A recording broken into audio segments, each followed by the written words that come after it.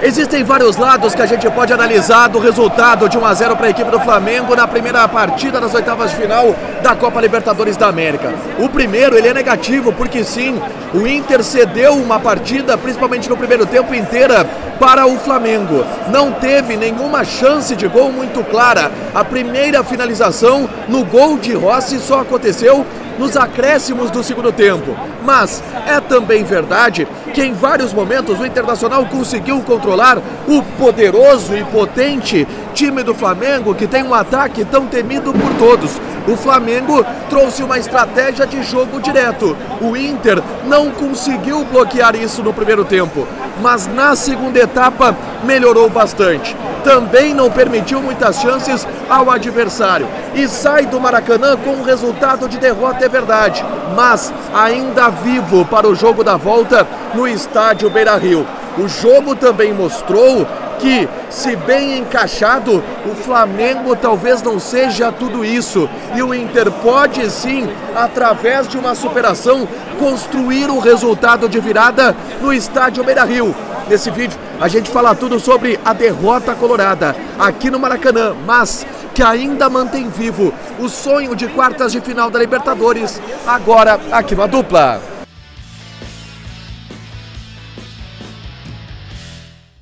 Tudo bem, gente? Obrigado pela participação aqui. Não esquece de deixar teu like, te inscrever, de ativar as notificações. O Inter perdeu por 1-0 para a equipe do Flamengo.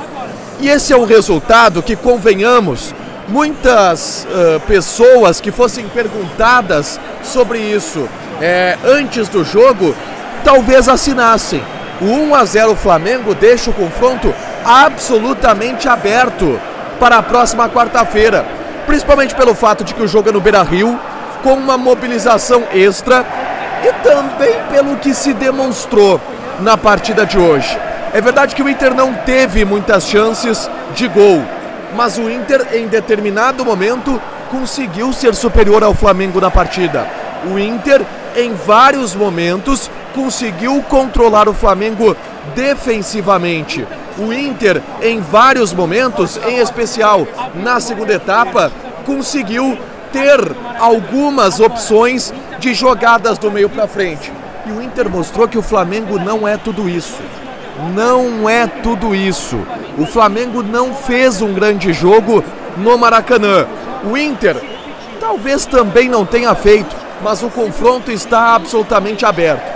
O duelo de xadrez entre Roger e Felipe Luiz teve Felipe Luiz colocando de fato 4 atacantes. Ele tira Pedro, bota Bruno Henrique, e aí coloca Jorginho, Alan, e aí Plata, Luiz Araújo, Samuel Lino, como o previsto, e Bruno Henrique.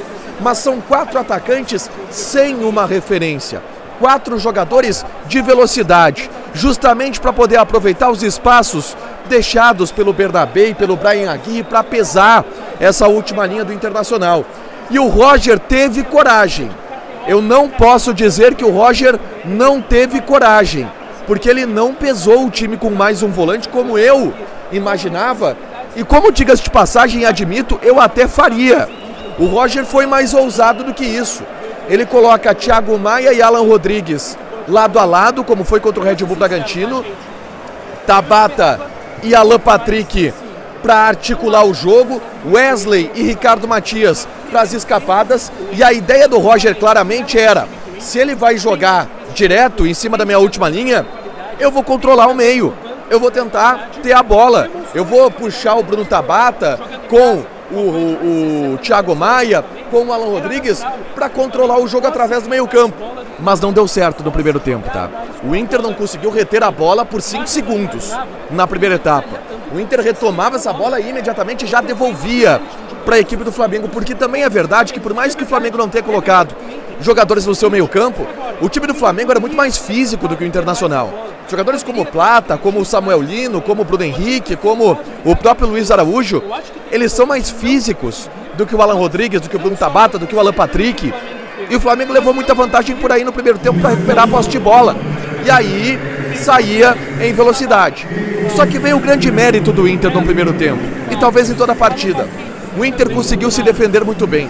O Flamengo não conseguiu criar grandes chances de gol mesmo na primeira etapa, onde teve por quase todo o tempo a posse de bola e o controle da partida. O Inter conseguiu defensivamente se controlar e não cedeu muitas oportunidades de gol para a equipe do Flamengo, com exceção do lance capital.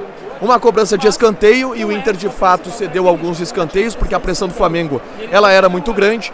O Bruno Henrique aproveita essa cobrança de escanteio, o Internacional não consegue se defender, nenhum zagueiro salta, me parece que o Ricardo Matias seria o jogador da bola e acaba não subindo, e o Bruno Henrique marca o gol que dá 1-0 para o Flamengo e a vantagem para o intervalo. Bom, na segunda etapa o Inter faz, através de ajustes do Roger, aquilo que devia ter feito no primeiro tempo. O Inter consegue tocar a bola, trocar passes, o Inter consegue, através da figura do Bruno Tabata, ajudar um pouco mais o Alan Patrick cresce no jogo, o Alan Rodrigues começa a aparecer, o que não tinha aparecido no primeiro tempo, o Ricardo Matias começa a ser mais acionado, e aí mostra que além de um matador, ele não teve nenhuma chance de gol hoje, tá? Ele não teve nenhuma chance de gol hoje, mas o Ricardo Matias é um grande pivô. Em vários momentos ele conseguiu segurar o Léo Pereira, conseguiu segurar o Léo Ortiz e o Inter conseguiu dar andamento às jogadas por ali. O Brian Aguirre fez um bom jogo pelo lado direito, fazendo um escape. O melhor jogador em campo para mim do Internacional foi o Thiago Maia, tá? O Thiago Maia marcou muito nesse setor do meio campo, tanto que a gente pode falar de vários jogadores do Flamengo que não tiveram uma grande noite.